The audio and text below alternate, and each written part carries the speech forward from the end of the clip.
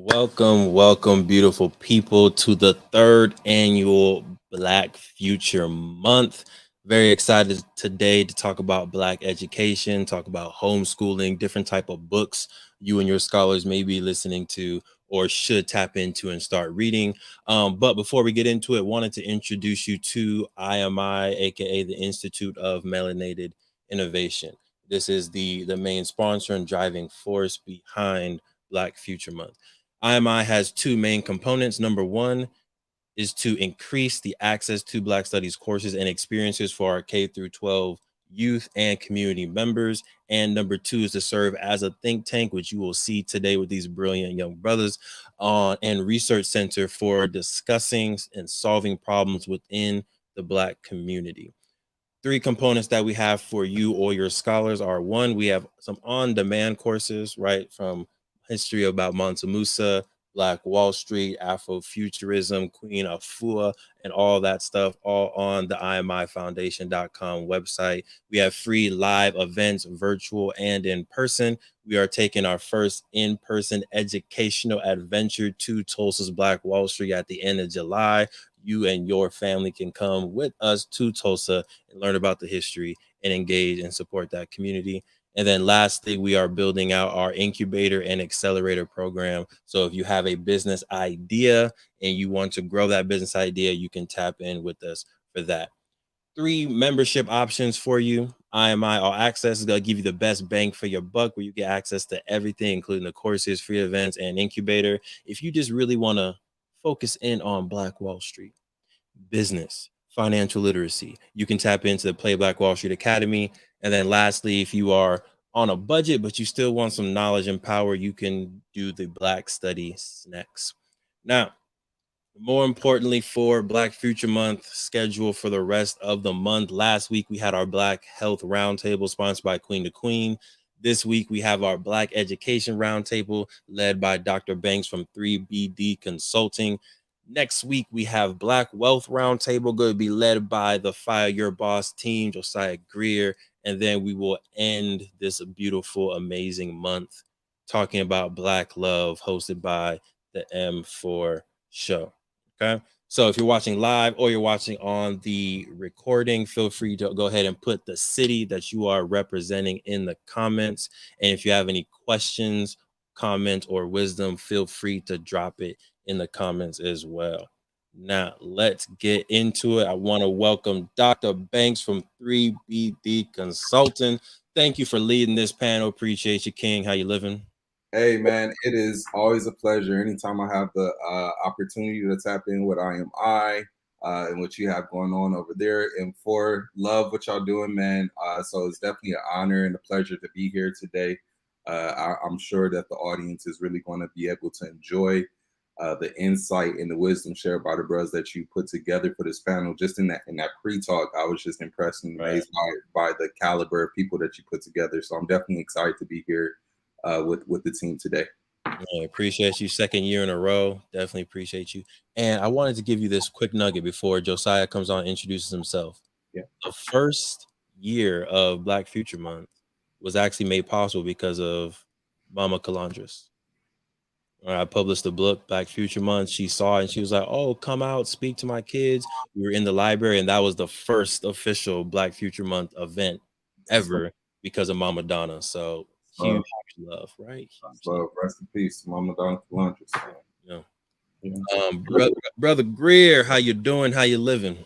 What's going on? I cannot complain. I'm definitely super excited to be here. Thank you for this opportunity. Yes, it's lovely. Yes, sir. Yes, sir. Brother Tyree on the screen, rocking the Crenshaw tee. We love to see it. Yes, sir. Yes, sir. I appreciate everybody, being on here. I appreciate you for having me on. One of the first games that I had my children play is Black Wall Street. They both love the game. We still play it to this day. They tell their friends about it and everything. Like, you ask them about Monopoly, they'll look at you like you're crazy. They never heard of it. That's love. I still tell the story of your son running around saying, "I need more LLCs." Yeah, he just ran in here, matter of fact. I love that. All right, and last but not least, let's welcome in John to the party, to the screen. How you doing, John? Awesome. It is a privilege to be with all you brothers. I am just enjoying all the wisdom and knowledge that I'm hearing already. So I'm looking forward to what we'll do for the rest of the time here. Yes, sir. Appreciate you. Okay. I'm now going to throw it over to Dr. Baines. Your show, your world. All right, most definitely, most definitely. So, bros, happy to have you online. Of course, Brother Devon gave us a quick intro, but I'm hoping that we can go around real quick and just introduce yourselves, a little bit about what you do and why education is important to you. And anybody can jump in there. All right. All right, I can kick it off. My name's Tyree. I'm the owner of the Black Book Club, where we focus on literature that is written by and for people from the diaspora. One reason why education is so important to me is because, you know, education fuels revolution. And we, as a people, have always been highly educated. It's just sometimes we get either priced out or we get kind of pressured out of education and furthering our education. So that's one thing that we do at the Black Book Club. Is we try to make sure that we just continue that education in our community. That's love. That's love. Thank you for that. Okay, well, I guess I can go next. I know one reason why education is important to us is since we were homeschooling parents as well as education consultants, we kind of use what we teach in classrooms on our own children. And it's been real important to us since we have a freshman at Cal Poly Pomona right now, but he's only 16. So what we did is we cultivated some of the trainings that we use in our professional developments and him, and we're actually seeing the beginning results in that. He just finished his first year at engineering school, but again, with him being only 16, you have a balancing act there. So that's why education is important to us and how we can further utilize it to benefit him in this college experience as well. Definitely, most definitely. Thank you for that, sir. And then Josiah, you want to hop in there? Yeah, sure.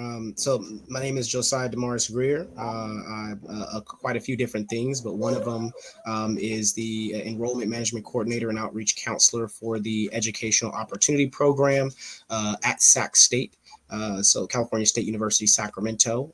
And so I'm also just earned my master's degree in education, and education is important to me simply because I felt like it gives us the language to be able to properly articulate, the way that we feel and things that we experience to a community that may not understand it. And that can be the fuel in order to create change within the communities. That's love. That's love. Thank you, gentlemen, for that first answer. Just to share a little bit myself. Again, my name is Antonio Banks, and I currently serve as the director for Black and Males of Color Success at Compton College, in addition to being an owner and partner of 3BD Educational Consortium Farm, and also teach in the Educational Leadership and African American Studies departments over at Cal State Fullerton. One of the reasons, or the primary reason why I think education is important, really is just the access that it grants, disproportionately impacted communities, namely Black communities, the power that it gives us, to move around a little bit more, as opposed to if we weren't equipped with that, whether that be through formal or informal ways, right? Though I'm formally educated, I know the power that exists in that informal education, that historical education, that familial education, that community education as well. So just being educated in all different facets of life is critical to, access and ascension from where I sit. So that's why I'm a big proponent of pushing education. Next question for the group, and whoever wants to start off, that's great. But the question is, what are the concerns of education that you experience or work to resolve currently? I think I can start this one off. Some of the things that concerns that I have experienced really is just the lack of comprehension of our experiences as specifically Black men. If it's okay for me to talk about that one, a vast majority of K through 12 educators are white and women. And especially if you're talking about those, that kindergarten through third grade, fourth grade, it's mostly white women. And so and a lot of people think, well, that's okay. They take care of women, take care of children and things like that. But it's actually not, because when you have someone who doesn't understand or comprehend the culture, they don't understand, what it means, what certain body language means, they can begin to take offense to it, which ultimately can result in over suspension rates for our African-American males, which also ultimately leads to the school to prison pipeline. And so for me, what I'm working to try to do is to try to increase the number of Black men that we see going into education, whether it be K through 12 or in higher education. And I think that's important because representation does matter. When you allow an African American male or Black male, I don't know, whichever one you choose to identify as, but when you allow that person to go into a classroom and teach a young male, a young Black male, what you do is, one, you give them the idea that it's possible for them to achieve that as a goal. Now they don't only see themselves represented in sports and entertainment and in music and things like that, but they see themselves represented in education. And then two, you have the ability to comprehend and to really fundamentally understand how that child interacts. So when a child is getting animated, when a child is getting a little bit loud, that just means that they're passionate, right? That just means that they truly believe in what they're doing. It doesn't mean that they're being disrespectful, right? And so you know how to talk to that person a little bit better. You know how to joke with that person in a better way, so that way it doesn't feel like you're just demeaning them and canceling them and tell them to shut up or be quiet because they don't agree with you. So I think that I'm working hard to increase the African American male representation within education as a whole. But that is an issue that I've seen, is that our Black male students are being overrepresented in regards to suspension rates, in regards to disciplinary rates, and not necessarily represented in successful manner. That's love. Thank you, sir. Thank you, sir. Anybody want to follow up on that one? I can, and I'd like to kind of piggyback. I'm sorry. I apologize. I'd like to kind of piggyback off of what Josiah said with kind of a story. When I was in the 11th grade, I changed schools, and I was always in what they call advanced placement literature. My mom's a huge proponent of reading, so I was always in AP English. And I remember I walked into class, and the white male teacher said, "What are you doing here?" And I said, "Well, I'm here. I'm in AP English. This is my class." And he laughed in my face and he said, "There's no way you're in my class." And I remember getting upset because he didn't even know who I was. My name was on the roll. And I said, "Yes, I'm in the class." And I got animated, like Josiah said, I got animated because I was being disrespected. And I ended up getting suspended. Even though I was in the class, I passed all the necessary test requirements and things like that. And I ended up getting suspended from school because I got animated with the teacher. And then when I was let back in and they apologized, "Hey, we're sorry, this, that, and the third," I said, "I'm never going to that class again." So I dropped out of AP English. And that's one issue that I have with education. I have two sons now. And one issue I have is the lack of representation and the lack of respect for like well-rounded education.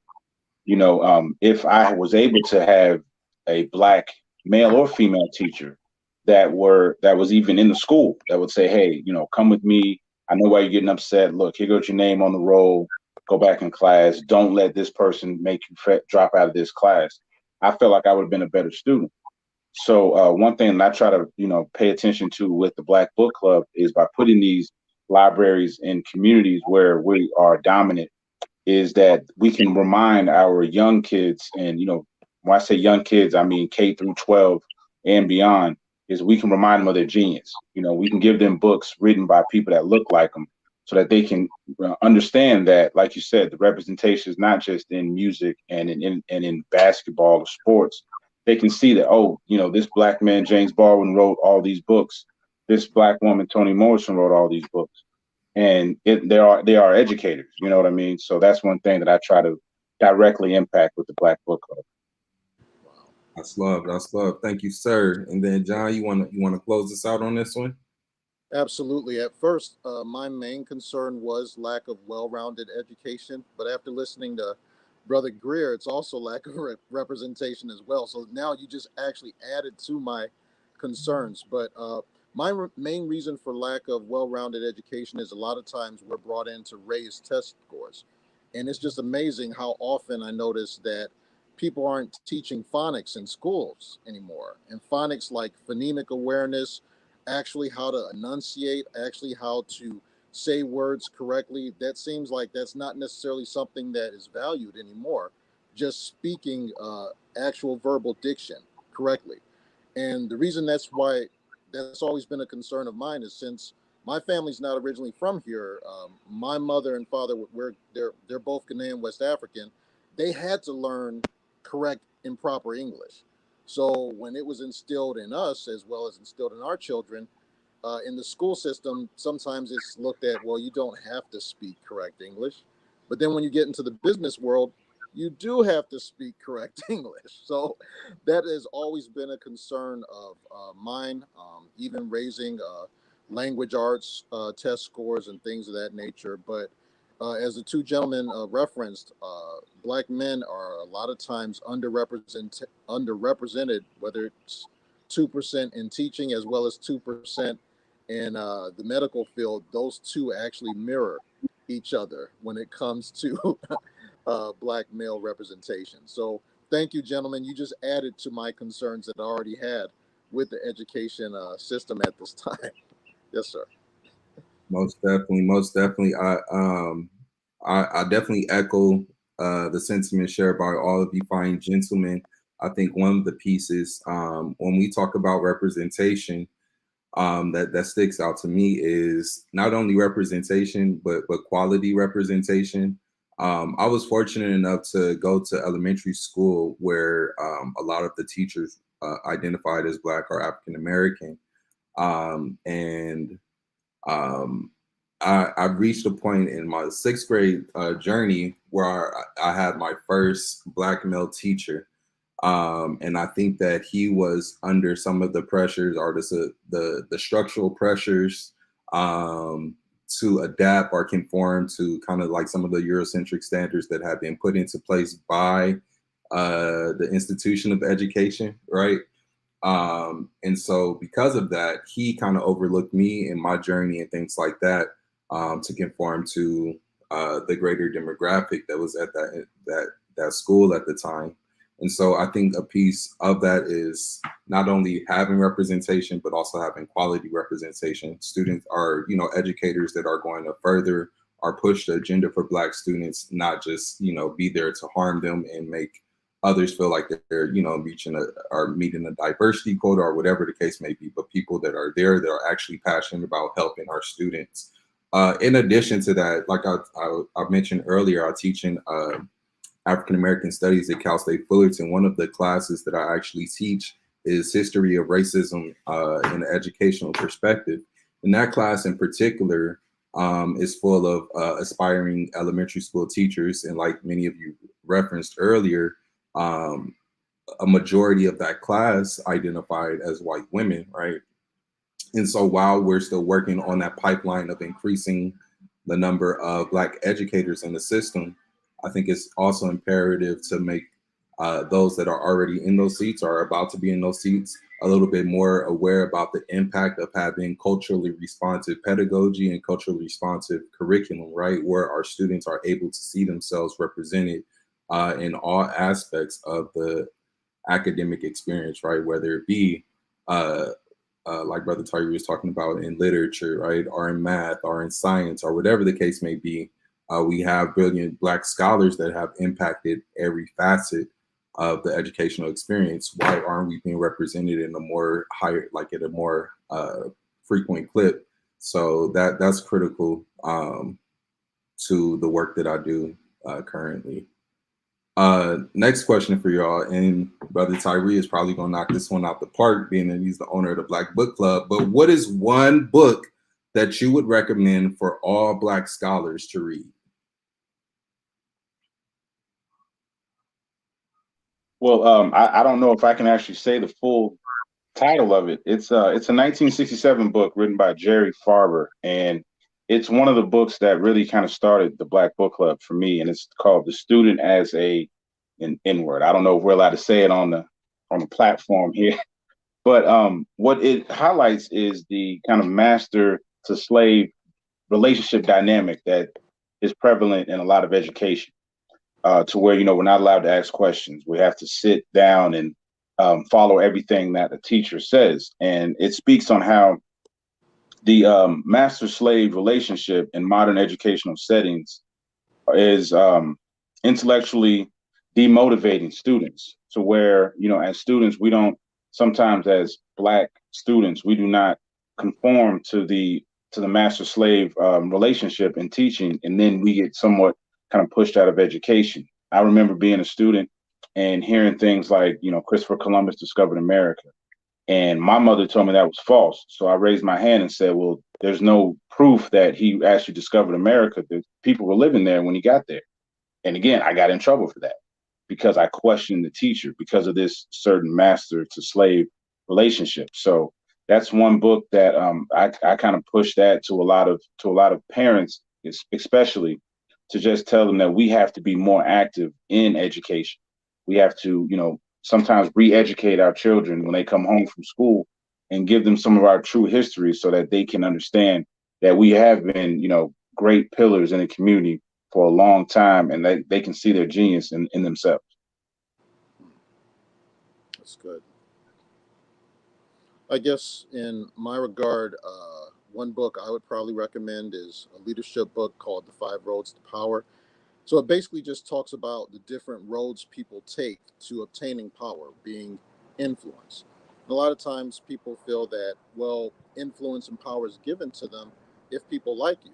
But in a lot of times in our culture, if you're Black and people don't like you, then how do you get power? Then how do you grow your level of influence?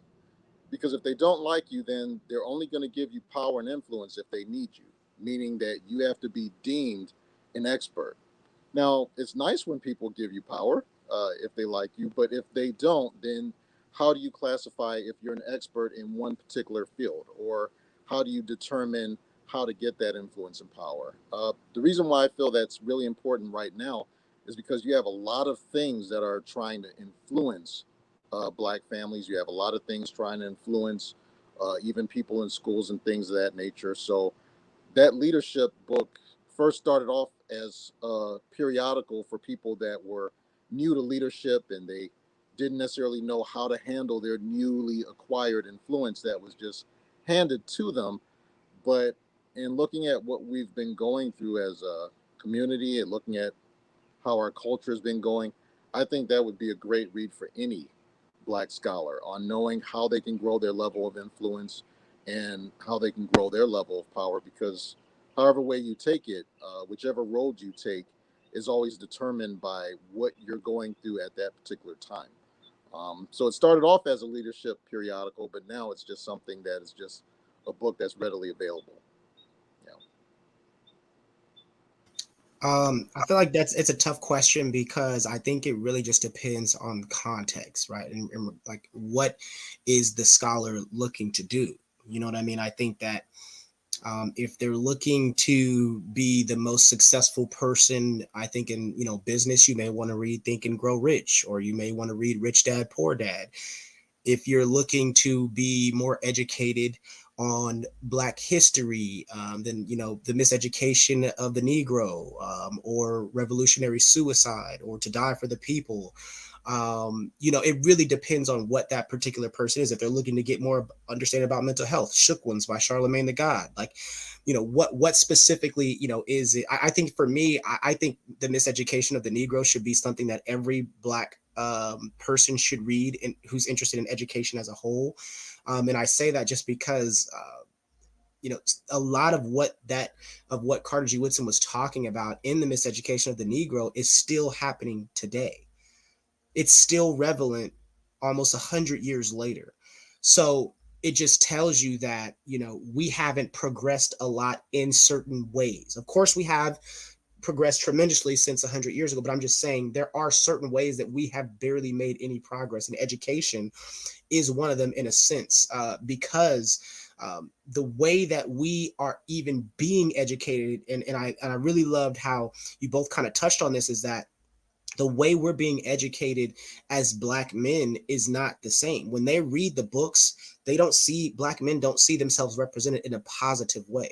The only time they see themselves represented is through slavery or through the civil rights movement, where they see people being beaten, or they read about people being beaten and attacked. And so what that tells them is that education is not a place where they belong. And so I would say, to, if you read The Miseducation of the Negro and then take that perspective and understanding that you're being forced to assimilate, right, to white culture, and you're being educated from a white cultural or Eurocentric perspective. You know what I mean? And so when you understand that, you can go in with that knowledge that you have, saying, listen, this is what you're telling me from your perspective. I'm going to go back home and get the real lens. I'm going to go back home to my family, and we're going to discuss this as well too, because I know that that Eurocentric perspective is only going to give me, he who wins the wars writes the history books. So that person's, what I'm being educated on, that even that educator may not even know that they're educating me from a Eurocentric standpoint, because they're reading from a textbook that was approved by the board, that was approved by a state, that had nothing to do with Black culture. So I would say The Miseducation of the Negro kind of gives you that idea that, oh, okay, I'm learning from a Eurocentric perspective, from a white male perspective, right? And so I need to go back home and talk to my family and my friends from my own culture, and to see how did we really feel about the information that was being taught to us. Because education is really, in regards to K through 12, it's really kind of like a brainwashing thing, right? It's more trying to get you to be a patriot, right? It's not necessarily trying to get you to be the best version of you. They want to weed out the best versions and put them into like an AP class, and then everybody else just get brainwashed to be able to work, for a certain amount of 8 hours, to get a job, get a paycheck, and to go back home. They're not teaching you about business, in K through 12. They're not teaching you about your taxes, right? They're not teaching you about things that you're going to need long term. They're going to teach you about how you're going to be a patriot. How can we get you to? And I think what's his name? Pierre, I can't remember right now, but The Pedagogy of the Oppressed is the book that I'm thinking of. I can't. Yeah, there we go. Where he talks about this, right? He talks about, them being brainwashed or to be patriots, and being taught to be a specific way for the American society and for the American public. And again, for people who just want to go to work and come home, have your weekends off, that's perfectly fine. But we know that we're not taught, we didn't come through from that experience. We have a very unique experience as Black people. And so the way that we're being educated has to be different than the typical white or Eurocentric American. Talk about it. Brilliant, excellent recommendations, bros. I know I have some work to do. Two, I kind of cheated on this one just a little bit. But in thinking about this, Josiah kind of hit it on the head. The context under which you were making the recommendations mattered. So I was looking at this from the lens of educators or potential educators who are teaching the Black babies, right? So there were two books that I wanted to bring up. One is Young, Gifted, and Black by Teresa Perry, Claude Steele, and Asa Hillard. Great book. Let me see. Oh, it got the blur on there. But that one really just talks about tapping into the high achievement levels that all Black students are capable of. Just being mindful of the different ways that our students might learn in comparison to other groups, whether that be white or other groups. From three different perspectives, some looking at the K-12, some looking at the higher ed. And it's kind of like a pipeline of showing if you do these things in the K-12 system, you'll be able to have a more adequate and better equipped student in the college or the higher education experience. That was a great one. Another one, this is a little bit more contemporary and came out recently, but this is called Ratchetdemic. And this is by a professor over at USC. His name is Chris Emden. And that one was, it came just a little bit too late for me, but in revisiting it, I think it's been helpful because it talks about showing up or having the ability to show up as your authentic self in the spaces of education. You know, as educators, like Josiah was talking about, it's still predominantly a very Eurocentric, most like other industries in America is very Eurocentric, has a lot of white standards. And oftentimes as professionals or new educators, we can kind of get tripped up on that, right? Trying to figure out what we need to abide by as it pertains to education and professionalism, quote unquote, and the power of being able to show up as your authentic self, and how that can catapult you to levels you never seen. But if you get tripped up on conforming to professionalism or what it means to operate or be successful by Eurocentric standards, it might stifle you or have a detrimental impact on your experience as an educator. So those were the two that I would recommend for that. Moving forward, the next question is, when did you take your first Black Studies or Ethnic Studies course? And how did it impact you? And if you haven't, why not?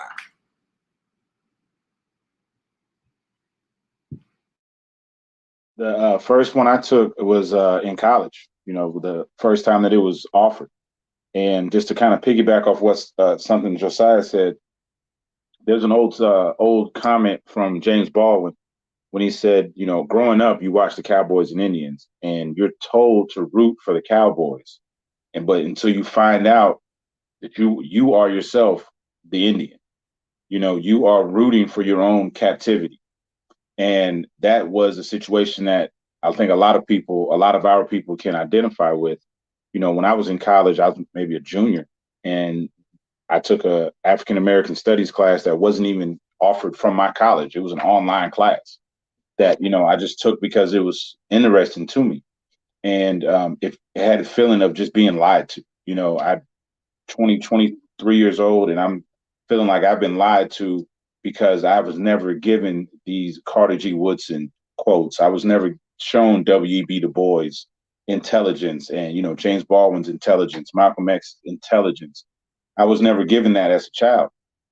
And I thought that I was educated, quote unquote, the right way. You know what I mean? And then I remember just being infuriated when I would go to my actual classes and having to sit there and listen to all these Eurocentric definitions and these Eurocentric views, and then going home and looking online at this Afrocentric class, you know, African American studies class, and being given the truth. And I remember just going to class and wanting to scream. You know, I felt like I was physically being held into a seat and just wanted to scream, like, you're lying to me, you're lying to these other students. And like Josiah said, sometimes educators don't even know, you know, that they're lying, or they may know but they're in a situation where they can't do anything because they have a family to provide for as well. So they're somewhat of a victim as well. So that really just changed my life and changed my outlook on things, that we have to at least offer an alternative to our children and our community. And I can't speak more. Oh, please go ahead. No, go ahead, brother. Go ahead. No, I was going to say I can't speak more for what he said, because in a lot of cases, growing up in a Ghanaian West African home, my first class was basically my father always talking about the colonization period and what happened when different people came to Ghana, West Africa, and tried to colonize different areas for their gold, for different things. And then, as he stated, when you look at cowboys and Indians, the Indians are referred to as savages, whereas since they were there first, they were simply defending their land. So when I look at other different classes, like he said, it's a tilted view of who they want to perceive is right. Because since the colonization progress and period was explained to me thoroughly, I know that a lot of times the people that came to colonize those different regions in Ghana and those different regions in West Africa, they were in no way invited. We didn't ask for any medicine. We didn't ask for any type of treatment. In a lot of cases, even the small tribes that we were broken off into, we were doing really well. I myself am a Fanti, and a lot of times we would marry within our Fanti tribe. My cousin married outside of her tribe and married an Ashanti. I also married outside my tribe and married a Detroiter. Uh, so in a lot of cases, in knowing the different breakdowns of it, when we would see different people come in and try to colonize us, it was already looked at as different to go outside of your tribe. And now, why are you here from another country trying to colonize us and introduce your different beliefs, your values, your norms? So when I went to different ethnic studies in high school, I was like, no, this isn't right. This is incorrect. Motivation behind this right here was actually money on their part, and it wasn't to actually benefit or help the country that they were colonizing. It was to benefit and, in fact, help themselves. So, just looking at that, coming in with information, all allowed to look very scary. What if someone uh, that other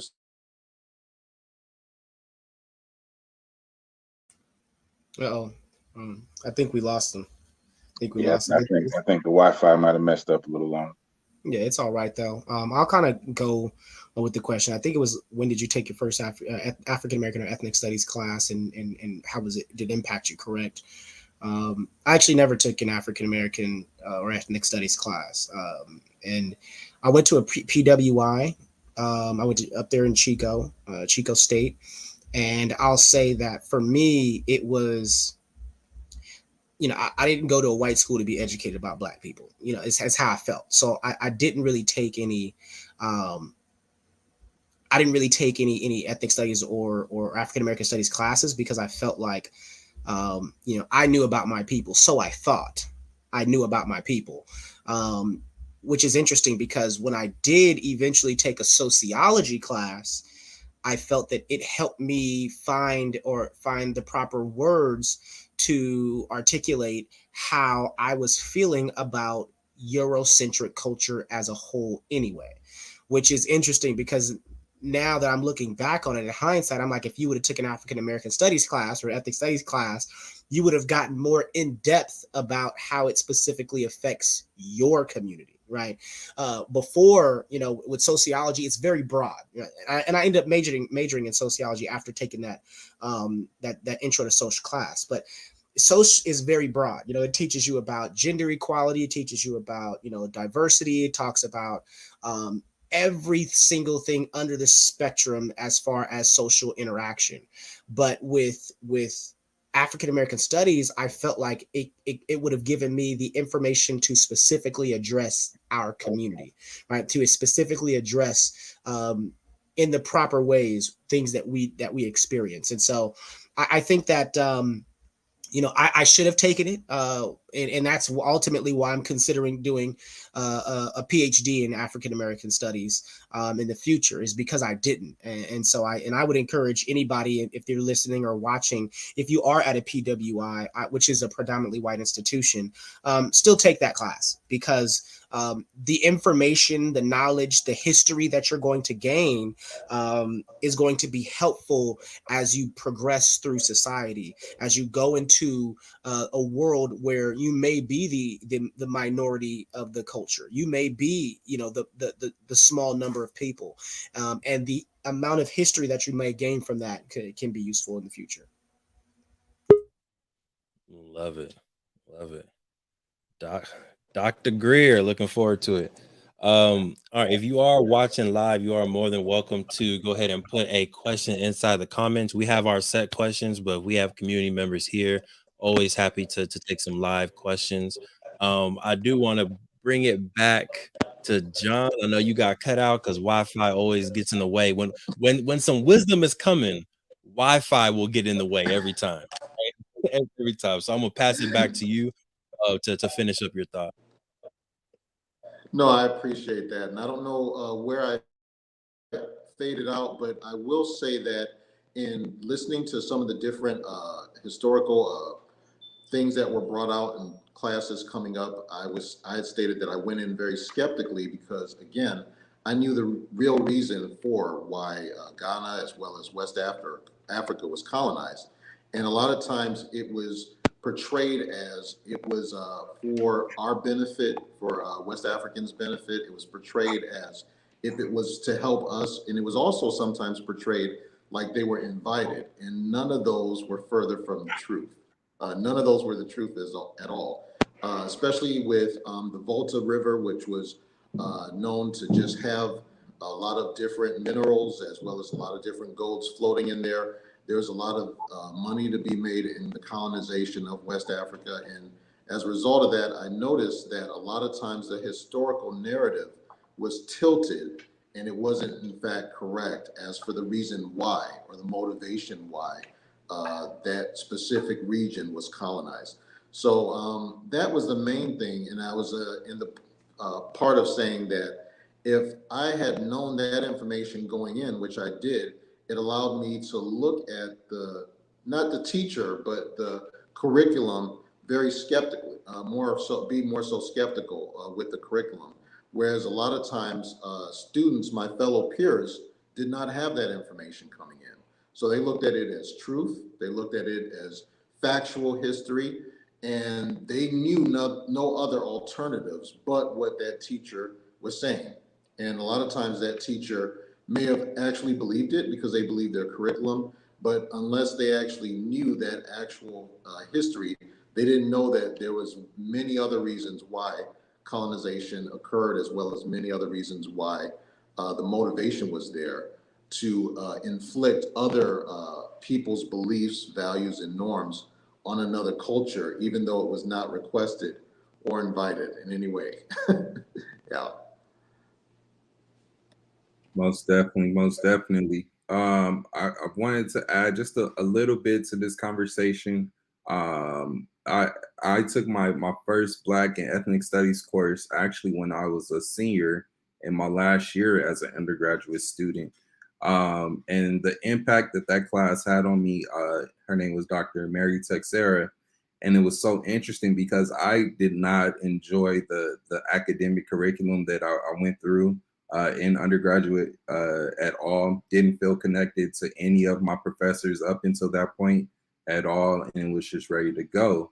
But that one class was a defining moment in my educational trajectory, just because of the way that she was able to connect with everybody in the class. You know, this was a large lecture hall, but her way of connecting with students and connecting with the Black students in particular was the first time I really felt like college was an experience that was something that I enjoyed.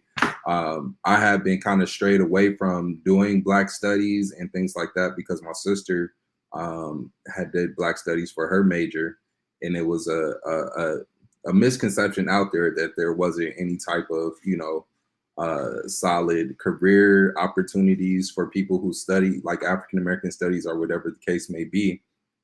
But it was such an empowering class for me that, once I got into higher education and graduate studies and things like that, even though I was studying, student affairs and, education, that was a focal point of the studies that I did concurrently with that in the background for my own. So the next question that I have for you gentlemen is, what are some of the unique challenges or struggles that you go through as Black male educators? And anybody can jump in there. I can try to start this one off. I think some challenges that I feel or experience quite often is, I think because there isn't a large representation or a large demographic of people like me within the area of, or within the institution of education. I say that because Black males only make up about less than 3% of faculty and staff nationwide. And so there's not a lot of us, even if you do know it seems like you know quite a few people. When you talk about, the whole education as a system, we're struggling there. One thing that I found is that oftentimes it's hard to create the change in a system that has moved or functioned a particular way for a long period of time. And I say that because people are stuck in their ways. A lot of times people are saying, well, this is what has worked for me. And so when you're met with that kind of challenge, it frustrates you because you want to say, well, this hasn't worked for this particular group of people. And sometimes that means, having to do the research and to show the data that says this is not being equitable. This program or these resources in this particular program should be spread out more because this particular group of people is struggling. And so for me, that's what I think I've gotten a little bit of pushback because there isn't a lot of Black male to advocate for the things that I'm advocating for. And so you have to convince an entire room who isn't from your community, who hasn't had your experience, why it's important to make a dramatic shift in the way that they conduct their business. And so it is challenging because sometimes you don't want to be the loud angry Black person, but at the same time how important this is, right? Like, for instance, let's say if there's a program that's out there for a student, right? And I say, well, I go and do a presentation, right? For instance, example, I work in EOP, the Educational Opportunity Program. Let's say I go and do a presentation to a high school in English, but all the students speak Spanish. Well, I gave everyone the same presentation, so everyone has an equal chance, but that's not necessarily true because these students speak Spanish. So the information that I gave them was useless. This group needs a very specific kind of resource to be able to be given the opportunity to take advantage of what we have. And so when you have challenges that are similar to that, but for other groups or other demographics, it's hard. Sorry, I can be long-winded. So, but that's the answer to the question.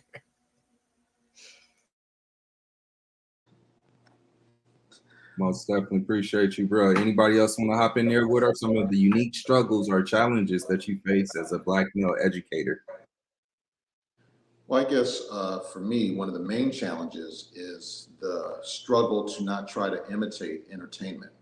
And by entertainment, there's a lot of times when students may expect you to be like the entertainers they see on TV because the only few Black people they've seen on TV are all in entertainment in some way. And a lot of times they are very talented, they're very articulate, their personality just flows out of them. But again, they're there to entertain you.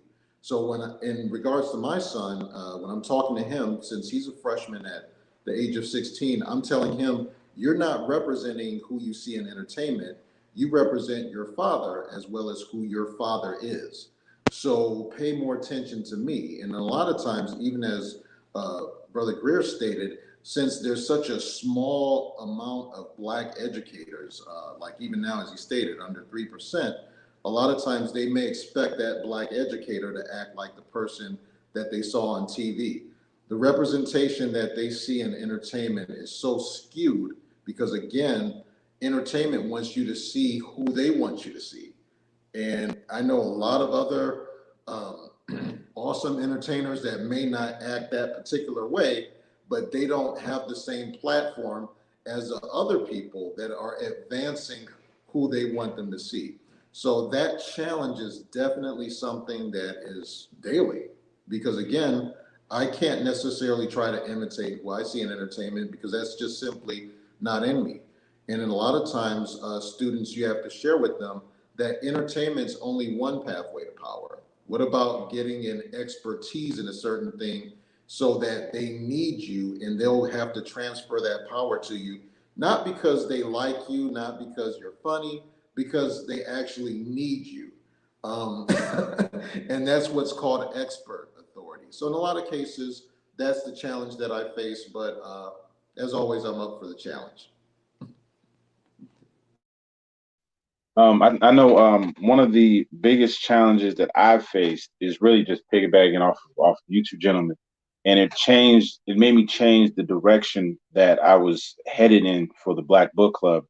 Is some of the pushback I would receive from, from institutional schools, basically from institutions. I would go in and I'd speak to schools about diversifying their book selection, their their library selections or their book fair selections.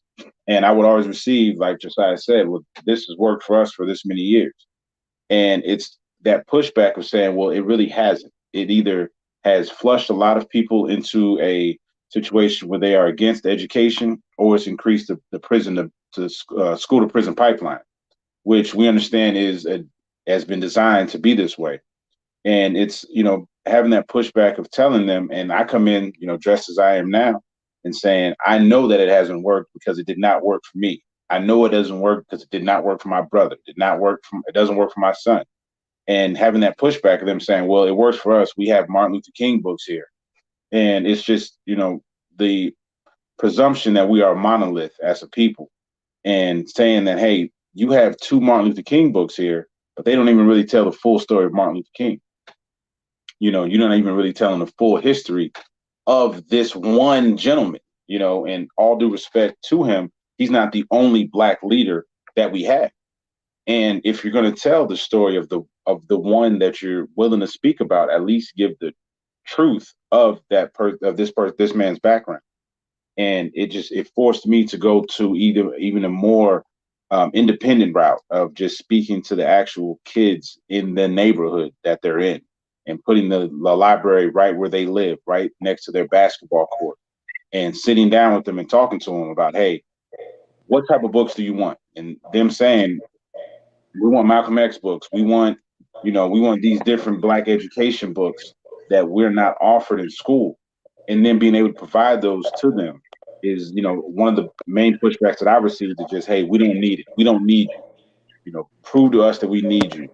And I was running into that over and over again. It's just kind of running into the wall. How many times until you just say, hey, I can't work with this wall anymore. And even like you said, outside of Martin Luther King and Frederick Douglass, it's almost like Marcus Garvey didn't even exist. I'll stop talking now. Right, most definitely. We're gonna go to that in one quick second. One of the pieces I wanted to add as it pertains to the struggles, the unique struggles of Black male educators, really are based off of a lot of what you shared. Really, just that lack of representation, right? So oftentimes being on your respective campuses or at your respective institutions, the only or one of few. So being called on for everything as it pertains to, Black students or Black males or whatever the case may be, although you do have a passion, an innate passion for, serving those communities and things like that, there is a level of advocacy burnout that comes with that, regardless of how passionate that you might be about it. And that expectation that you consistently rise to the occasion when many of your counterparts are allowed to be who they are, right? And kind of be, average in some way, shape, or form, but you have to be exceptional every time that you show up on behalf of this group.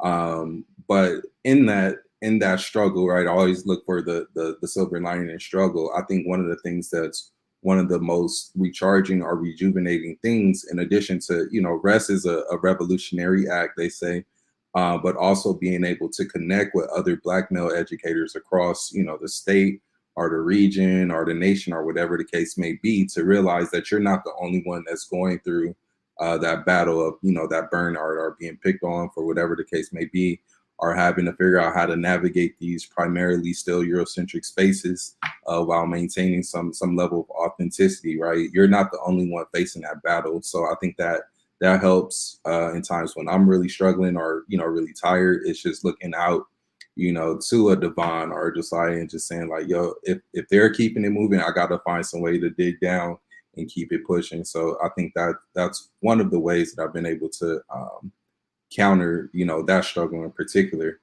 We wanted to take one question from the audience. I'm not sure if you all saw it when it popped on the screen, but the question was, audience member was curious about how can they ensure that their elementary school student or their K through 12 student is receiving adequate ethnic studies or Black studies curriculum in their educational experience. Anybody have any insight that they would like to share on that? I would say be as direct and as intentional as possible. Uh, the only way that we can guarantee that our children are receiving the education they need is if we provide it. The pandemic really woke me up even more to my child's education. I'm sitting here and I'm listening to his teacher teach about colonization and teach about Reconstruction era, and they just breeze right past it. Right, it's just slavery straight to the Civil Rights Act. And I remember them talking about creating the manufacturing standard operating procedures, and creating these different railroads. And it was a slideshow that my son was watching. He was in the fourth grade at the time, and they were going through all these slideshows. And whenever they talked about the act of building or the act of creating, a white face popped up on the slideshow. So they had a manufacturing plant, and they had these five elderly white men in white shirts standing in front of the manufacturing plant as if they built the railroad and they built the manufacturing plant. Then the next slide is, black men and women downtrodden. And I remember I was at work and I just ran out there and I paused the video and I asked my son, like, does this make sense to you? You have these able-bodied black people standing here, and when now they're talking about building a railroad, they have these elderly white men here in white shirts. Does it look like they can build a railroad? And he was like, no, it doesn't. And it really just drove it home to me that I have to be the one to tell him about, like Shirley Chisholm behind me. I have to be the one to tell him about these people and about Rosa Parks and about Robert F. Williams. So I would say the best thing that we can do is be active in our children's education and be intentional in it, demanding every day, finding out what they're learning, and then following it up with information that we can provide. Yeah, if I could just to follow up on that, just someone told me is saying that when an elder dies, a library burns. So we have a responsibility, a duty to make sure that we can educate our children. Of course, it's hard on families, especially if you're talking about low income families, people who are in poverty. When you're working multiple jobs and you come home, you just kind of want to feed the kids, put the kids to bed, and so you can rest as well. But we do have a responsibility to be able to push the information forward for the next generation of people. And so just piggybacking off of what you were saying, brother, is that we have to be that education in ethnic studies. There are different programs that are out there for the community as well, but at the same time, you have to be reinforcing what your culture is, what your cultural responsibility, what your culture's history has been, in order for the true essence of what you want and what to be relayed to the child. Brother John, any thoughts before we go on? Absolutely. I would just chime in on everything the gentleman said. Lastly, I would just say make it interesting, because that information, that tidbit that you see is missing in their curriculum. And a lot of times it's because the actual teacher does not know.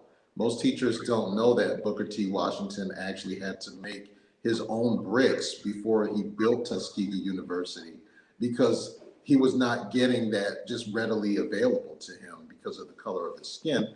So that's an interesting tidbit. People back then weren't building their own bricks, they were just ordering them. Whereas in his case, to be able to build that university, they had to make their own bricks, then build the bricks. So just factual information like that teachers may not know, adding that makes it, of course, more interesting to the child. Yeah, and just to give a quick plug, I wouldn't plug them if I didn't do it myself, but imifoundation.com is something that we use in my house, right? I show my 7-year-old and my 11-year-old videos about Queen Afua and about all these different African American leaders. And I think a lot of times as parents, we focus on giving our child what we didn't have growing up, and we limit that to materialistic things, right? We can also focus on giving them the education that we didn't get. Learn alongside your children. I consider myself an intelligent person, but I've got no problem telling my son I didn't know that either. You know what I mean? We see something on IMI or we play Black Wall Street, and I didn't know that either. And just me being able to say that to a 11-year-old and knowing that he knows something that I had no idea of when I was his age, I'm giving him something I didn't have, right? I'm giving him information that I didn't have so that he can grow at a faster speed than I did myself. So I would say, go to IMI. It's an online foundation, so no matter where you are, you can get that information. Right. So one of the themes that seems to be coming from all of you, right, is that some of the onus and ownership of embedding those cultural studies or ethnic studies into our students is going to have to come by way of, us as the parents and the guardians and the community and the family members of these students. Which might be related to our next question here. What do you think is attributing to the increasing number of Black parents that are deciding to go the homeschooling route with their children?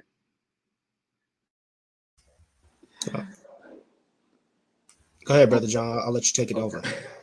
Well, I honestly can say after the pandemic, seeing some of the teachers and seeing some of the faculty that are actually teaching and spending 8 hours with your children, after seeing their methods, seeing how the level of interest they actually have in your children, that was enough right there to say, you know what, I'm going to have to take this over myself.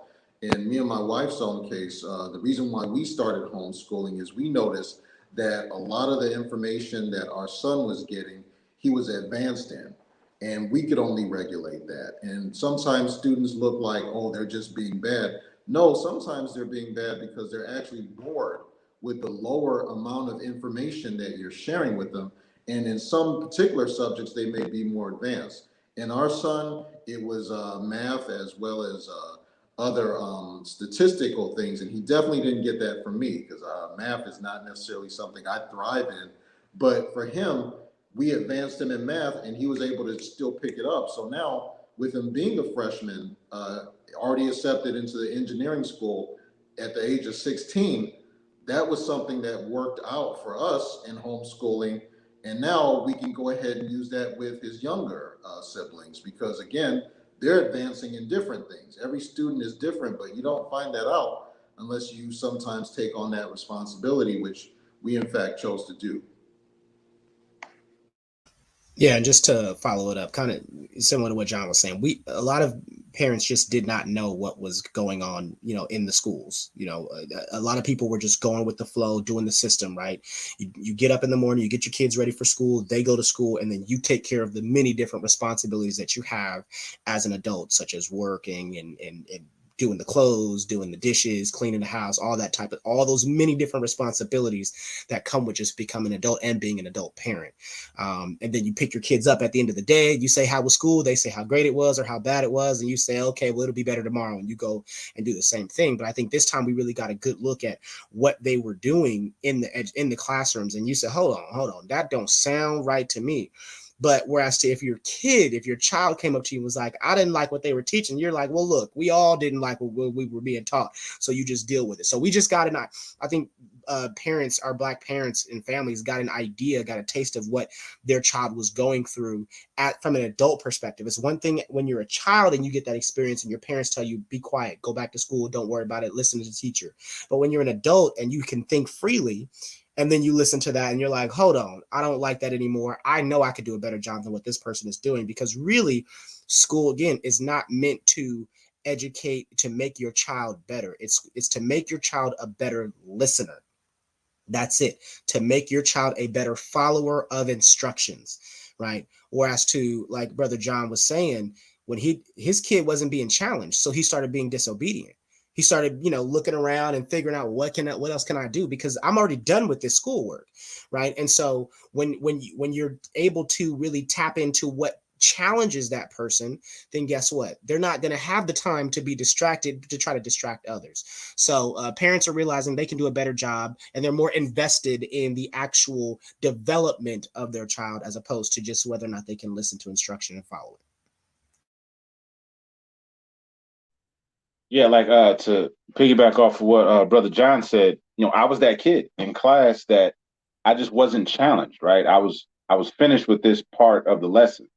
And so I'm looking around like, why isn't everybody else finished? And since nobody else is finished, okay, I'll start talking. Hey, did you finish this? Did you do this, that, and the third? And then I was told that I was disobedient. And, thank goodness my mom was like, well, he's just bored. You know, you guys are just kind of moving really, really slow. So I think that a lot of the Black parents choosing to homeschool is a response to the direct racism that a lot of us have dealt with in public and private schools, that we just don't want our children to have to deal with. You know, either, you know, microaggressions are just as bad as direct racism, right?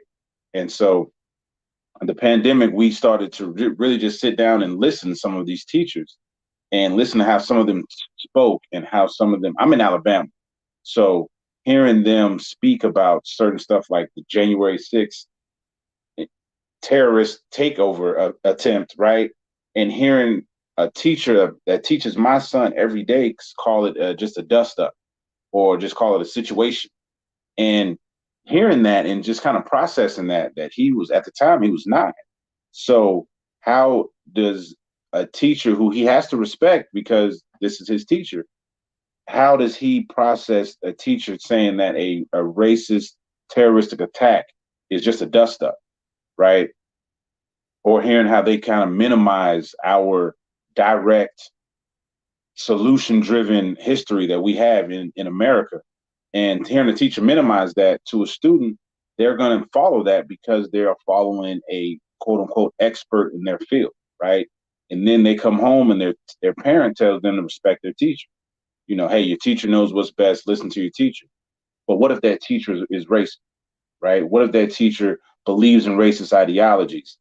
Then is it still respect the teacher? So then I think a lot of us as parents, we say, well, let's take that into our own hands so that we can be more directly responsible for our children. Most definitely, most definitely.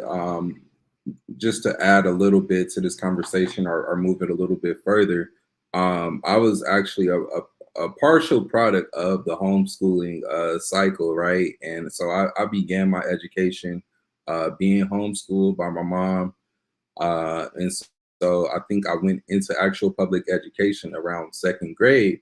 And the way in which education was executed there moved at such a slower rate that wasn't, conducive to my learning style in so many different ways that I got bored, like a lot of you talked about, right? To the point where I ended up testing out up a couple of grades. But really, I think students of today are benefiting from our generations wanting to break, generational curses, right? Every generation is about improving on the last generation.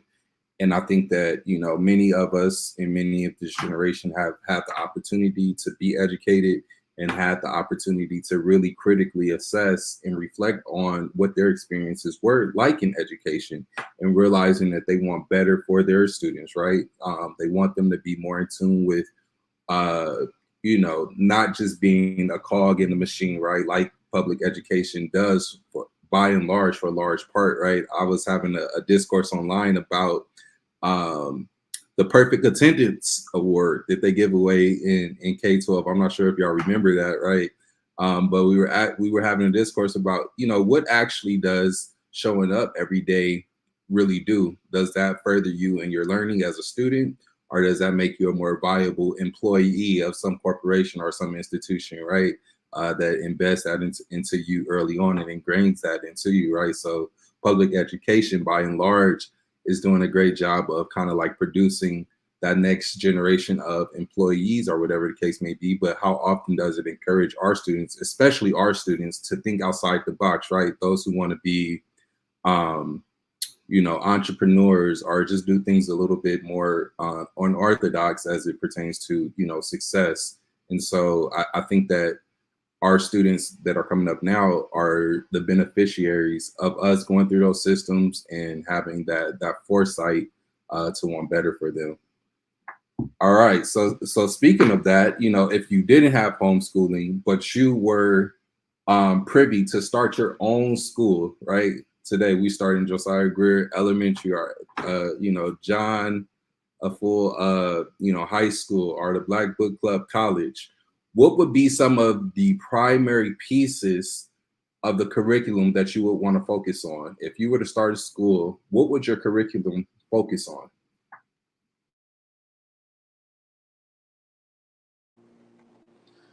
Well, I guess for me, a lot of times, as I stated earlier, students sometimes want to imitate what they see in entertainment. So I would have a lot of curriculum that just talks about making better decisions, like just choosing who you're going to have as a friend. If you're a friend to five hotheads, that means that you're going to be the sixth hothead. But if you're a friend to five engineers, guess who's going to be the sixth engineer? You are. So, in a lot of times, even in that book that I was talking about, Five Roads to Power, which at first was a leadership book, I would definitely recommend that in the curriculum because in a lot of cases, that allows them to choose and select who they're actually going to have as their running buddies. Because a lot of times that will not only determine their behavior, but also determine their success. Outside of that, I'm still talking about phonics and how important phonemic awareness is. So I would actually add that to the curriculum as well. Yes, sir. I think I would definitely emphasize STEM, science, technologies, engineering, and math, even though I don't know much about STEM at all. And but well, I'm more, I know technologies. I wouldn't say I don't know anything. Am familiar with that, but it just, I would definitely emphasize the just STEM and understand the importance of it. I think it for our society to move forward. And then the other thing is history, you know, understanding what our true history is. There's a book, and I know I didn't recommend it earlier, but there's a book that I was given called Stamp by Jason Reynolds, and oh, you can't see it, but because of the background. But it's by Jason Reynolds and Ibram Kendi. Ibram Kendi is the one who wrote the How to Be an Anti-Racist, and so it's like a history book, but it's a history book in our language. So it gives you the history of America from basically from the time that people left the British to come to this continent, and it gives you it in our language, you know. And it talks about it from an Afrocentric perspective. So they talk about Thomas Jefferson and being so hypocritical, and Abe Lincoln being, you know, not necessarily wanting to free the slaves, but also trying to free the slaves, but you know. And it just goes into it, but it gives it our language. So I would encourage people to my school would have definitely have history from our perspective, from an Afrocentric perspective, talking about Marcus Garvey, talking about the real Malcolm X, not the Malcolm X that they portrayed as this violent person, but the real Malcolm X who never touched anyone, who talked about how important it is to be disciplined, who only ate once a day, who, when he was, you know, assassinated, the person who was looking at his body said that they had never seen such a clean body. He never ate candy, never ate gum. That's the type of discipline that it takes to have.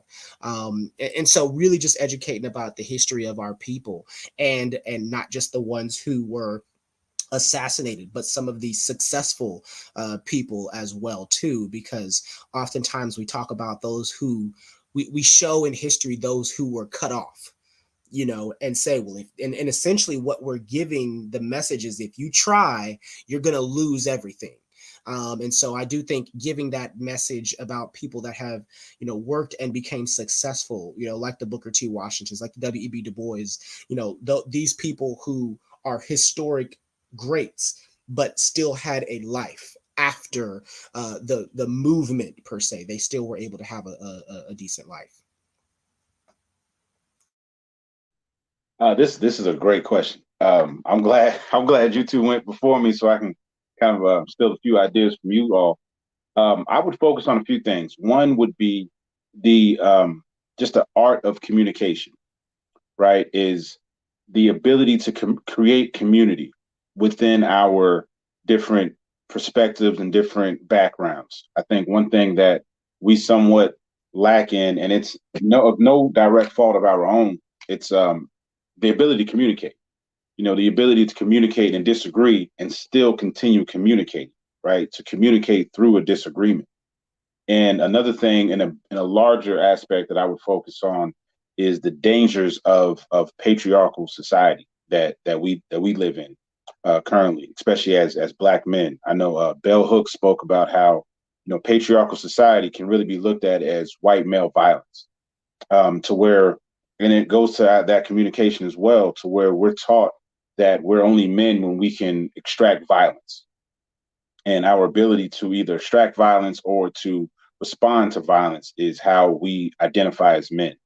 And if we can really break the destruction of that down and understand that that is leading us to an unhappy life in our later years, is something that I would really focus on, so that we can learn to, again, communicate righteously and to create that bond that we can disagree and still have that bond, and create and continue communicating and creating things that we can change, and we can break down a lot of the barriers that we have in society.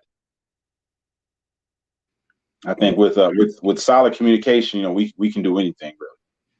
Most definitely. Most definitely. Thank you all for your responses on that one. Just to add a little bit to that conversation, I think some of the primary components of my curriculum were really just to be intentional about it being culturally responsive to the constituents of said school, making sure that the curriculum is reflective and has, figures that are representative of the group of students, right? Whether that be in STEM or, in the history or in the arts or in literature, whatever the case may be, making sure that they see themselves represented as people that contribute to the progression of whatever that discipline is.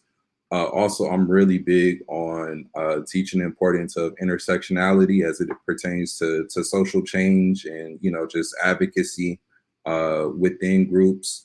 And building those coalitions and helping people understand that, in some way, shape, or form, most of us are in some type of struggle, right? And we can make much more progression by way of building those coalitions as opposed to, trying to operate in silos. So I think that would be some of the bigger pieces.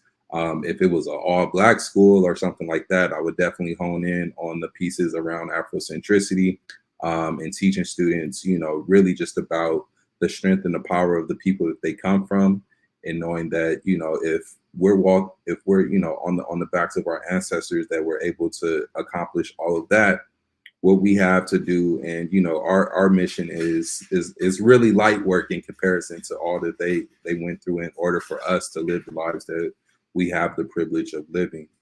And so that was that question. We got a couple of more questions for y'all. The next one I have for you is, what are the pros and cons of charter schools in the Black community?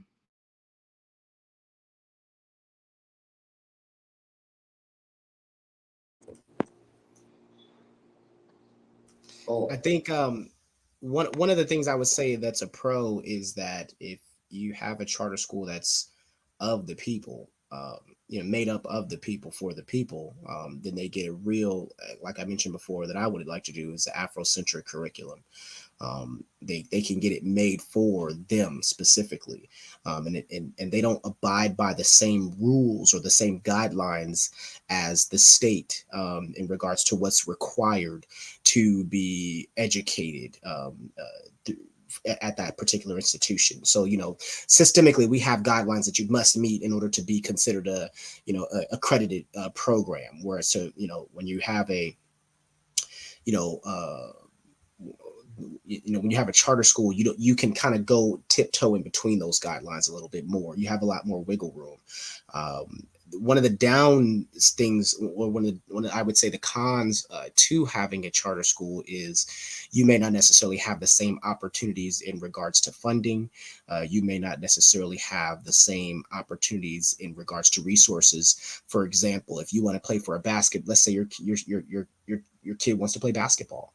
The charter school may not necessarily have the same resources to allocate to that basketball team to even be competitive for other teams. They may not necessarily even have a basketball team or sports in general.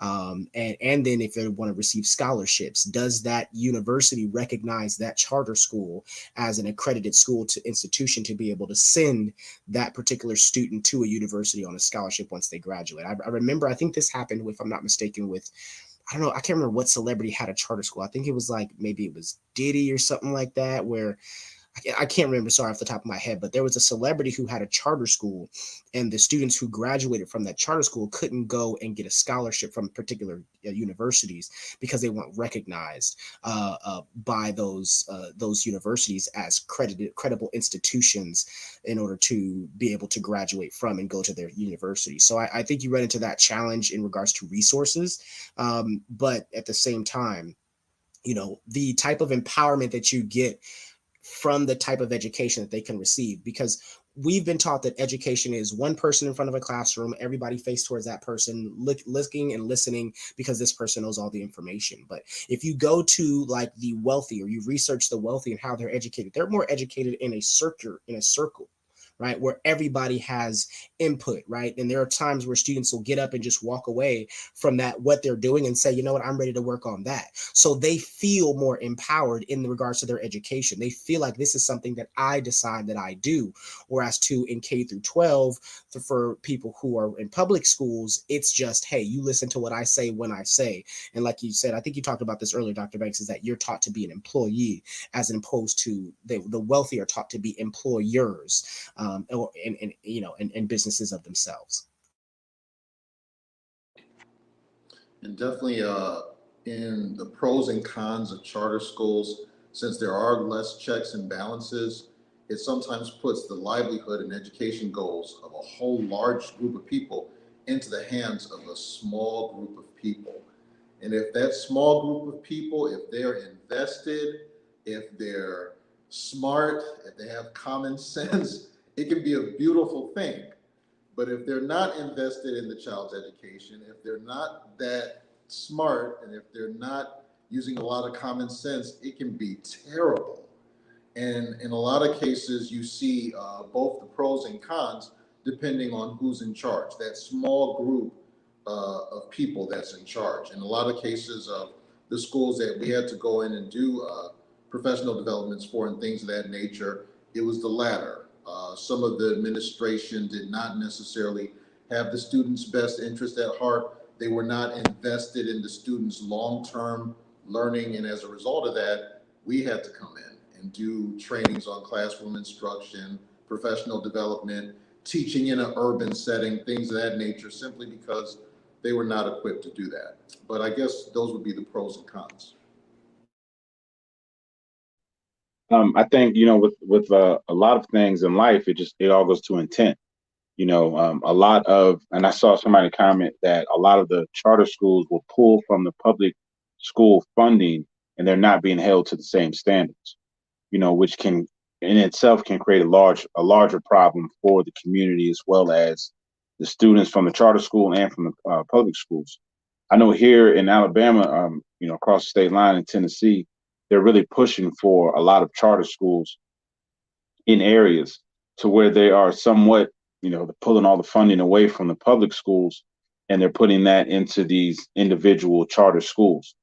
And some of the cons from that, it can really break down the lines of communication for a community. Whereas, you live next door to a friend of yours, but you go to a separate school than they go to. So it can create an elitist type of mentality for a student, and can kind of break some of that bond up of the community. A lot, of course, a lot of the positives, like, Mr. Josiah said, is the way they have the classes set up. We understand that a lot of the standard educational practices don't work, right? Sitting there in a chair for 8 hours, listening to one teacher talk, that is not conducive to a lot of the way that we learn. We learn by getting up, moving around, having more direct control of what we're learning. And that will increase our enthusiasm in what we're learning. And a lot of the charter schools, because they have smaller class sizes, are able to incorporate some of the new age learning tactics that are more beneficial to the students. Now, that can be a positive for the students in that charter school, and it can be a negative for the public school, because they're still somewhat archaic in their educational practices. So I think as long as the intent is there for the greater good of the entire community, then the charter school can be a positive thing. If the intent is there to break down some of that community bonding and to create that elitist attitude, then it can be very detrimental to the community as a large. That's love. That's love, y'all. One thing I would add to the conversation, really kind of highlighting a lot of what you all talked about, is the responsibility of parents to still do their due diligence, right? I think a lot of times, especially in limited income communities, when they hear the announcement of a charter school being established, they kind of see that as the silver bullet, and like that's going to fix all the educational wrongs for their students, right? But you still have to do your due diligence in figuring out what the curriculum is, who's running said school, and whatever the case may be, because you could actually be setting your child up for failure if you're not careful about that. I think oftentimes we just see or hear, the fact that it's a charter school, and we kind of get, a little bit bamboozled sometimes by that. And I've seen it play out in different ways for different groups. I've seen it be, that key to a pathway of educational, success for the students that they probably wouldn't have seen otherwise. But I've also seen it, deter a lot of students that, would have probably been better off in the nearby public school. Anyway, I believe that's the last question. Brother Devon is going to rejoin us. Yes, sir. Yes, sir. Appreciate y'all coming through and dropping this wisdom. For anybody who's watching live, if you got any type of value, any wisdom, any nuggets, go ahead and give some love to these kings inside the comments. Josiah said it earlier, there's not a lot of Black male representation in education.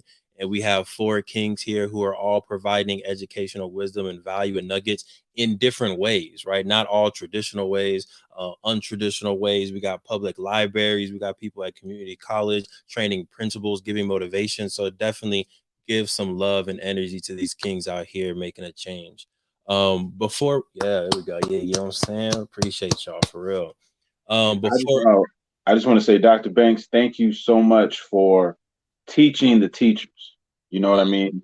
In educating the teachers on ways to be more culturally sensitive to the students. That's such an admirable thing that you're doing, and so important. So I really appreciate that. Oh yeah, he said most definitely. Most definitely. Love it. Before we go, I do want to again just give y'all a chance to highlight yourself, because y'all been giving wisdom and knowledge for an hour and a half, and I know y'all could have gone for another hour and a half, right? But leaving this conversation, if folks want to stay in contact with you, please go ahead and shout out your websites, your organizations, and then the last prompt that I'm gonna give you is, how is the work that you're doing or your organization impacting the Black future, right? Whether it's in education, whether it's in wealth, whether it's in family, love, but how do you feel like the work that you're doing in your organization is impacting the Black future? All right. I'm going to start off with our lead panelist, Dr. Banks. Appreciate you for leading it. The floor is yours, King. No doubt. I think it's occurring in a couple of different ways. I think through my work at Compton College, we're really looking at trying to transform the landscape of the system for students, to increase the sense of belonging for students by way of transforming all the guided pathways that exist within that college, right? And so it's not just a program that's centrally located with me or whatever the case may be, but this is something that's impacting every facet of the school, from administrative services to student support services to the academic affairs side, but taking a key role in that and kind of pushing forward the agenda of making sure that the classrooms and the spaces and the services that they attend are more receptive to our students and more culturally understanding, and able to assist our students in a greater capacity. As it pertains to the work with Amend, they're really concerned with building up the brotherhood of, community college Black men, to let them know that they're not alone in that journey across the state of California, and making sure that they have positive role models to help get them through by way of mentoring and things like that. And then through 3BD, we're 3BD consultant, we're really just focused on improving the DEI, or diversity, equity, and inclusive environments of both the educational and corporate spaces, which will have an impact on these corporations that are receiving our Black students in the Black future. So those are the ways that we're trying to impact it, man. Busy man, busy man. All right, the doctor of black education himself. Appreciate you. Let's go. Let's go over to the Black Book Club. I think one thing that first I had to really realize kind of the long, hard-headed way is just by being Black men, being Black fathers, we are leaders in our community, whether we like it or not, right? I had to realize that by just playing basketball outside with my children and just seeing how many other children come over and just start playing basketball with us. And they're following whatever I'm the elder one out there. So they're following whatever I do. And so I had to realize that, and I had to understand that when you're a leader 24/7, right? So just accepting that responsibility and that pressure that comes with that. And, just kind of being more mindful of everything you're doing. I know we talked about burnout and just understanding that we're going to have that burnout, but we're still always under the watchful eye of the children, right? So that's the first thing I had to realize. And with the Black Book Club, I try to make sure and make an intentional effort to always maintain a level of communication and accountability with the youth. I always make sure that we always want to make sure as children we understand that we're going to gravitate towards what's quote unquote cool. So making sure that we understand that being intelligent is cool, being well read is quote unquote cool, and then you can be confident and you can be comfortable in being an intelligent person. I know all of us have had instances where we have dumbed down our own intelligence so that we can fit in with a certain crowd. And that was very detrimental. I know to myself, it was very detrimental. So I try to create an environment where we understand that we have natural intelligence, we have natural genius, and that we don't have to dumb that down, right? Through either communication, or I make sure that they understand I look like them, I talk like them, but I'm educated, right? I have the papers on the back and the diplomas and things like that. So they can understand you don't have to be one or the other. You don't have to be a quote unquote cool person or a person that listens to rap music or be an intelligent person.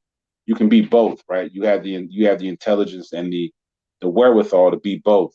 So I try to create that environment at all times, especially through either one-on-one talking to students. When I go and talk and read to communities, always make sure that I talk like they talk. I, wear quote unquote new shoes just to give them that comfortable, that level of comfortability that they understand that, I am one of them, right? I'm in your community. I am you 10 years in the future, so that I can knock that distance down, that wall down. They can understand it. You can look like yourself, you can talk like yourself, but you can be educated, right? You don't have to necessarily be one or the other. Yep. Love that. Y'all definitely tap into the Black Book Club. Love the public free libraries that y'all are building. Shout out to the work. And I think what you just said really connects to the book that Dr. Banks said earlier, Ratchetdemics, right, by Dr. Chris Emdin, where he's talking about you can be quote unquote ratchet, you can be quote unquote hood, but you can still be an academic at the same time, right? You can be your authentic self, be cool, but still intellectual. So I love that, brother Tyree. Yeah, and there's nothing cooler than being yourself, right? Facts. Over to John, if you can give your parting words, talk about what you're doing to impact the future, and of course where people can find you. Absolutely. So, following after these two kings, I would definitely echo what they've been stating in regards to sharing how we ourselves have to actually take control over our own education. A lot of times, in regards to the Black education, we see that we're now starting to figure out that we can't really rely on another race, another culture to actually educate us. We have to do that ourselves. So now we're starting to see a rise of different people paying off student loans at their high school commencement, at their college commencement. You hear about LeBron James paying off 1,100 people to go to college, things of that nature. So that is ownership. And now we're starting to see a rise in that we are taking ownership over our own education and not allowing another culture that may have other beliefs, values, and norms to educate our children. We're actually starting to do that ourselves. So at Apple Consulting, what we've been doing is going around and telling them what real power is. We're telling them that real power isn't money, it's not entourage, it's not fame. All of those are results of having real power. So when we talk about the pathway to influence, we talk about the different ways that you can get that. We actually do cover that in the 5 roads to power. And we ask them, which road are you going to take? Because being liked is always nice and it'll get you invited to the parties, but it won't get you invited to the boardroom. And then always being a know-it-all and always having that information, it'll get you invited to the boardroom, but you won't have any real friends. So you have to balance that and choose which road you're going to take. And at affleconsulting.com, we use that sometimes a lot in our leadership. Affle Consulting, simply just my last name, AFFUL, and it's www.affleconsulting.com. And I'd like to thank you also, Devon, for putting this together because this was awesome. I had a good time. Hey, no, not a problem. Thanks for rolling through and dropping some wisdom. Congrats on the book. Love the business that you and the Queen are building together. So yeah, let's keep it going. All right. Last but not least, future Dr. Greer, if you can, close us out, let us know what you're doing and give us some parting wise words as you always do. Yeah, so I would say something that I'm contributing. I'll talk first in regards to specifically about structural education. My research specifically addresses African American males in education, and one of the difficulties of that was finding research that also addressed specifically African American males. And what I've noticed that when people use the word diversity, they're incorporating the LGBTQ community, they're incorporating women, they're incorporating Black women, they're incorporating so many different things. People that have disabilities. There's so many different things that fall within the name or within the word of or the context of diversity. And so it was really extremely challenging. And I recently went to the American Educational Research Association's annual conference. It was in San Diego this year. And when I went there, I saw so many different African American males, which was great in education. And it's basically a conference where worldwide researchers just come together and present on their research. And there I was at one of the presentations that was talking specifically about children, kindergarten education. They did some research on that. And I asked one of the questions, how challenging was it for you? These are people who already have their PhDs, who are already working in education. I asked them, how challenging was it for you to find research on African American men or on African American male youth? And they said it was extremely challenging. It's very hard. So what I'm doing is I'm putting more information, more research out there, specifically addressing us, because they're not there within this institution of education. They're there within the institution of entertainment. They're there within sports. They're there within music, but the data is not there overwhelmingly or within Black males in education. So I am addressing that. The other thing is, I'm a part of the Fire Your Boss team, which we're going to meet next week and talk about a little bit about that in detail. But, what we do is we provide Wise Word Wednesdays every single week. It's just a simple message on all of our social media platforms where we just provide you with something that is some information, some little nuggets that we learned either that week, that month, that day, that year. Maybe you learned it from witnessing someone else. And now sometimes people will even message me and say, hey, you should talk about this for a Wise Word Wednesday. And I'll address it, on my Wise Word Wednesday. So every single week on Instagram, Facebook, Twitter, on all my social media accounts, I think except for Snapchat, because you can only do up to a minute, but sometimes they go longer than that. So I don't upload it on Snapchat, but I'm on TikTok. And most of my social media handles, it's at Jospyda, JOSPYDA _FYB. That's at Jospyda, JOSPYDA PYDA_FYB. And essentially what we're trying to teach people to do is to fire the idea that you need somebody else to tell you what to do for you to be successful. The information is out there. There's so many people that can learn from YouTube, from TikTok. I've learned more from TikTok during this pandemic than I have in most of my classrooms. You know what I mean? So the information is out there, but you have to understand that you have the capacity. I think this is kind of what Brother John was talking about. You have the capacity to do it. You just need a right road. You need a road map to help you. But you don't need you don't need to sit down where someone's going to tell you everything to do, and then all of a sudden you do that stuff and you're going to be successful. It doesn't work like that.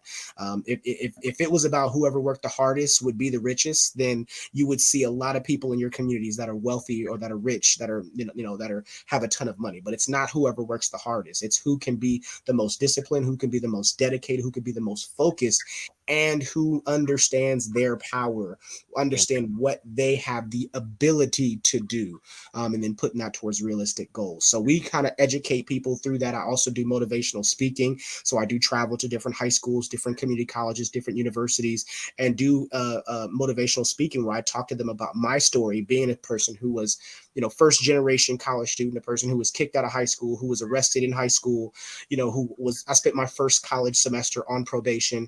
And I talk about that experience and how really it wasn't the fact that I was stupid, but it was just the fact that I wasn't applying myself in the right way. And once I began to do that, because I felt like education wasn't a space where I belong, once I began to focus on it, it was easy. School is easy. The challenging part is getting people to understand your experiences. And so that's what education kind of helps us do. So we push a lot of different things. But thank you again for this opportunity. For real, like this is, you're changing the game. And I got to tell you, Devon, like this is something that people may not the greats always aren't appreciated until they're gone. It's just the way it is. So what you're doing right now is creating a digital footprint of your greatness. So that way, when your time has gone, that's when people will understand the genius within you and what you're doing and how you're literally cracking open a door that thousands of people are going to be able to run through because you cracked open that door. At the time, Harriet Tubman, they hated her. They were like, we got to get rid of her. But at the end of the day, within that community, she freed so many people that is responsible for thousands, if not millions of lives today that are born because of the freed people that were able to be there. So the people that you're impacting on a day-to-day basis with your podcast, with things like this, with your events, you may not see it firsthand, but I'm telling you, there's people out there, thousands of people who are going to run through that door that you open simply by creating the conversation. So I just want to make sure that you get your flowers. Wow. I immensely appreciate that, Brother Greer, for real. One thing, Devon, I forgot to give my contact information. I'm sorry. I'm watching all you guys. You guys all did it well. If anybody wants to reach out to me, I'm on Instagram, the Black Book Club 1 on Instagram, same title on TikTok. You can email me at theblackbookclub1@gmail.com. The website is theblackbookclub.net. And to kind of piggyback off of what Josiah said, it's so important that he speaks to kids about not having the best start does not mean you have a bad finish, right? I was a kid as well that, I was arrested. I was kicked out of 2 high schools. I went to 4 high schools. Before I graduated, I spent my first year in college. I was arrested. I was threatened to be kicked out of college. And, I speak to kids now and I tell them that because I want them to know just the same way. I just was not demanding excellence of myself. I wasn't committing myself to being the best person I could be. And then once you turn that corner and turn that light on and really have confidence that you can do this, a lot of times I just didn't think I could do it. I just said, hey, I'm a young Black male.